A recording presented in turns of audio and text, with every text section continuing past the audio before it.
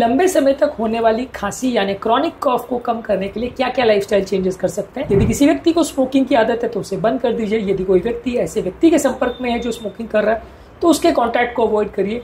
यदि आपको कोई एलर्जिक तत्व का एक्सपोजर हो रहा है तो इससे खांसी हो सकती है तो उसको अवॉइड करिए। इसके अलावा घर पे आप ह्यूमिडिफायर और एयर प्यूरिफायर का प्रयोग कर सकते हैं। आप हाइड्रेशन पर प्रॉपर ध्यान दीजिए। पानी ज्यादा पिएंगे तो म्यूकोस सरफेसेस थोड़ी उससे हाइड्रेटेड रहती है तो खांसी के चांसेस कम रहते हैं। इसके अलावा अगर हार्ट फेलियर है या कोई लंग्स की बीमारी है तो सोते समय सिरहाने को या हेड एंड को थोड़ा एलिवेट करके सोएं। अल्कोहल की कंजम्पशन को थोड़ा कम रखें। एसिडिक और स्पाइसी फूड्स को बहुत ज्यादा मत लीजिए। रेगुलर बेसिस पे एक्सरसाइज करिए और हेल्दी बॉडी वेट मेंटेन करिए। ये सारी चीजें करने से लंबे समय में खांसी का एक्सपोजर कम